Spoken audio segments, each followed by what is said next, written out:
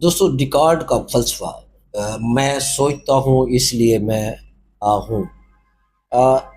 سامعین، آج کے پوڈ کاسٹ میں ہم ایک ایسے فلسفی کی بات کریں گے جس نے جدید فلسفے کی بنیاد رکھی۔ رینی ڈیکارڈ کا مشہور جملہ میں سوچتا ہوں اس لیے میں ہوں، نہ صرف فلسفہ بلکہ جدید انسانی فکر کی تشکیل میں بھی ایک سنگ میل کی حیثیت رکھتا ہے۔ آج اس جملے کے فلسفیانہ مفہوم اور اس کی گہرائی اور اس کے جدید سائنسی اور فکری اثرات اور اس پر ہونے والی تنقید کو بھی تفصیل سے جانچنے کی کوشش کرتے ہیں۔ دوستو، رینی ڈیکارٹ 17ویں صدی فرانس کا ایک معروف فلسفی، ریاضی دان اور طبیعیات دان تھا۔ انہیں جدید فلسفے کا بانی بھی کہا جاتا ہے کیونکہ انہوں نے اس وقت کے روایتی مذہبی اور فلسفیانہ نظریات سے ہٹ کر ایک نئے طرز فکر کی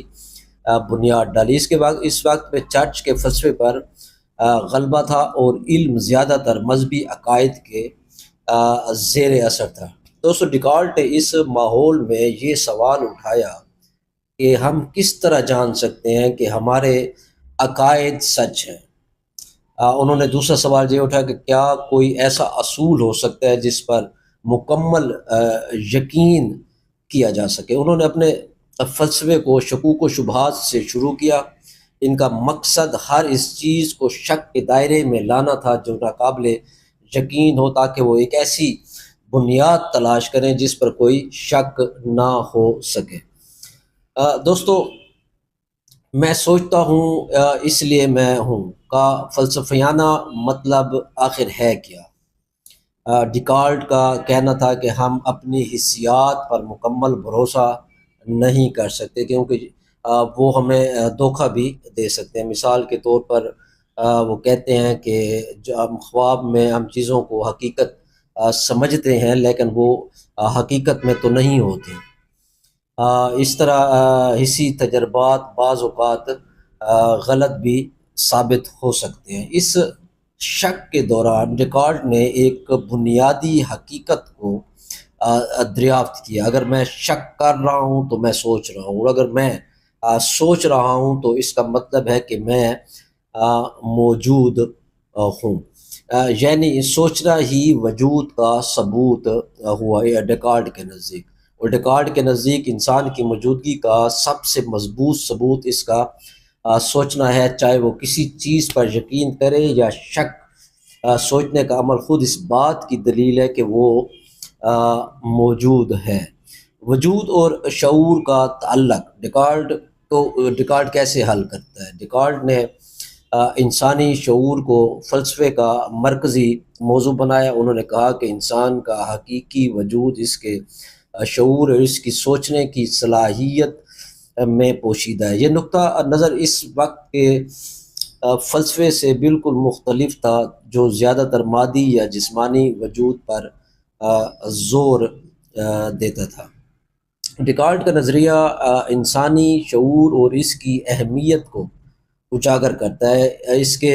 اس فلسفے نے نفسیات اور فلسفے میں شعور کی تفہیم کو بنیاد فراہم کی۔ ان کا فلسفہ بتاتا ہے کہ انسان کی ذات یعنی سیلف، اس کو فکر اور شعور سے ہی تشکیل پاتی ہے۔ دوستو، یہ نظریہ جدید وجودیت اور شعور کے فلسفے میں اہم کردار ادا کرتا ہے۔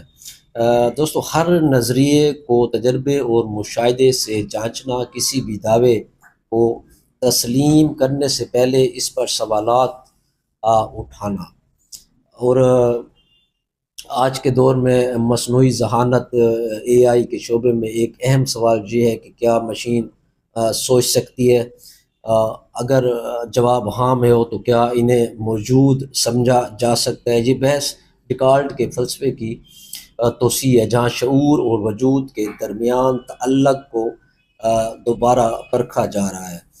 ڈیکارٹ کا یہ قول نفسیاتی میدان میں بھی گہرے اثرات رکھتا ہے۔ یہ انسانی شعور اور خود آگاہی کے موضوعات کو سمجھنے کے لیے بہت زیادہ اہم بھی ہے۔ جسم اور روح کا تعلق کیا ہے ڈیکارٹ کی نظر میں؟ ڈیکارٹ نے جسم اور روح کو دو الگ اشیاء سمجھا، لیکن جدید فلسفے میں یہ نظریہ تنقید کا شکار بھی رہا۔ مارٹن ہائیڈگر جیسے فلسفیوں کا ماننا ہے کہ انسان کا وجود صرف شعور تک محدود نہیں، بلکہ یہ جسم، جذبات اور ماحول کے ساتھ جڑا ہوا ہے۔